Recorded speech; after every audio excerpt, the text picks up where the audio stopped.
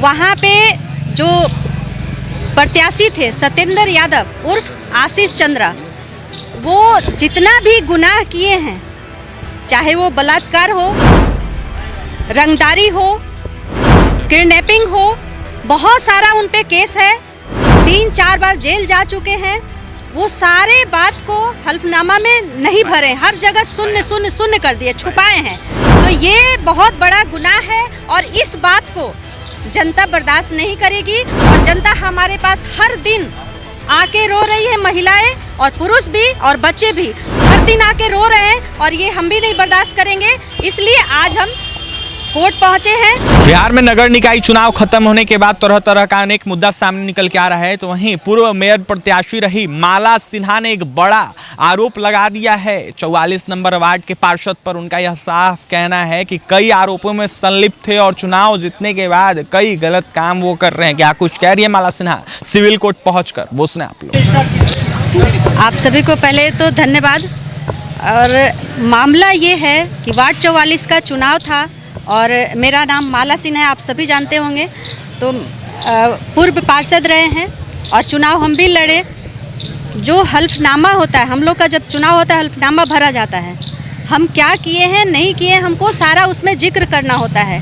वहाँ पे जो प्रत्याशी थे सत्येंद्र यादव उर्फ आशीष चंद्रा, वो जितना भी गुनाह किए हैं, चाहे वो बलात्कार हो, रंगदारी हो, किडनैपिंग हो, बहुत सारा उन पे केस है, 3-4 बार जेल जा चुके हैं, वो सारे बात को हल्फनामा में नहीं भरे, हर जगह शून्य कर दिए, छुपाए हैं। तो ये बहुत बड़ा गुनाह है और इस बात को जनता बर्दाश्त नहीं करेगी। और जनता हमारे पास हर दिन आके रो रही है, महिलाएं और पुरुष भी और बच्चे भी हर दिन आके रो रहे हैं और ये हम भी नहीं बर्दाश्त करेंगे। इसलिए आज हम कोर्ट पहुँचे हैं और इस बात को यहाँ पे रखा गया है। आप लोग को भी बता रहे अभी और वकील साहब लोग भी बताएंगे कि ये गुनाह है। जैसा कि हम जानते हैं, नियम है कि जब भी हल्फनामा भराएगा उसमें हर चीज़ को जिक्र करना है। वो नहीं किए हैं, छुपाए हैं, ये बहुत बड़ा गुनाह है।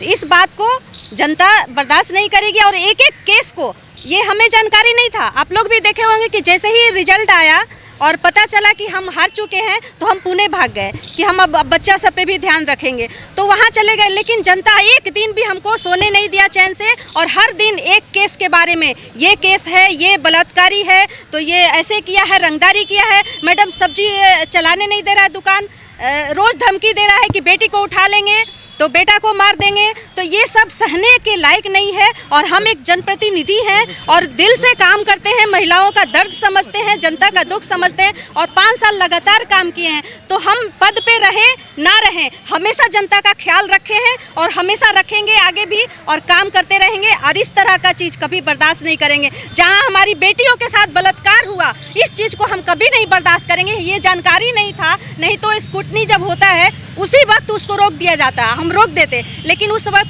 हमको जानकारी नहीं था। तो ठीक है, जीत हार होते रहता है, बड़ा बड़ा चुनाव में लोग हारते जीतते हैं, हम भी हारे हैं, कोई बड़ी बात नहीं। लेकिन इतना सारे गुनाह को छुपा करके आप आगे बढ़े हैं तो ना जनता बर्दाश्त करने वाली है ना हम। और आगे जो धारा है क्या और केस नंबर कितना है, वो सब वकील साहब बताएंगे आपको विस्तार से। और हमके भी जानकारी है, लेकिन वकील साहब भी बताएंगे आपको इस बात को।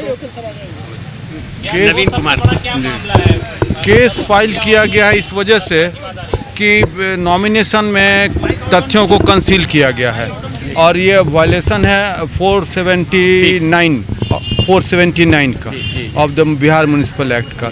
इसके तहत केस हम लोग किए, it was admitted and show cause notice has already been issued. किस तरह के आरोप लग रहे हैं? आरोप यही है कि उन्होंने तथ्यों को छुपाया। वो आपराधिक चरित्र वाले व्यक्ति हैं, लेकिन कहें कि हमारा क्लीन चिट है। He was remanded in judicial custody, इस बात को भी छुपाया गया। उसमें कॉलम बना हुआ है कि अगर आप जेल में गए हैं तो उसमें आप डिस्क्लोज कीजिए कि कितना अवधि के लिए रहे, किस आदेश के तहत गए। सारी तथ्यों को छुपाकर ही was granted bail from the honourable high court, लेकिन तथ्यों को छुपाकर किया गया है। This is the root cause behind filing of the case. कार्रवाई हो सकती है? कार्रवाई तो न्यायालय पर है। जी सदस्यता जा सकती है। इट ऑल डिपेंड्स, जा सकती है, it all depends on future event. हम एस्ट्रोलॉजर तो है नहीं, लेकिन तथ्य सामने आएगा तो जरूर है। बहुत जगह हुआ है इस बात को छुपाने पे। नियम यही है कि अगर आप हल्फनामा में गलत भरते हैं, सबको गुमराह करते हैं, चुनाव आयोग से लेकर के सभी जनता को भी और मीडिया को भी गुमराह करते हैं, तो सदस्यता रद्द होता है। हर जगह, कई जगह हुआ है, हम देखे हैं, और नियम भी हम जानते हैं कि अगर हम हल्फनामा में गलत भरते हैं तो सदस्यता रद्द होता है हर हाल में। माला सिन्हा क्या मांग करेंगे, क्या कार्रवाई की मांग करेंगे?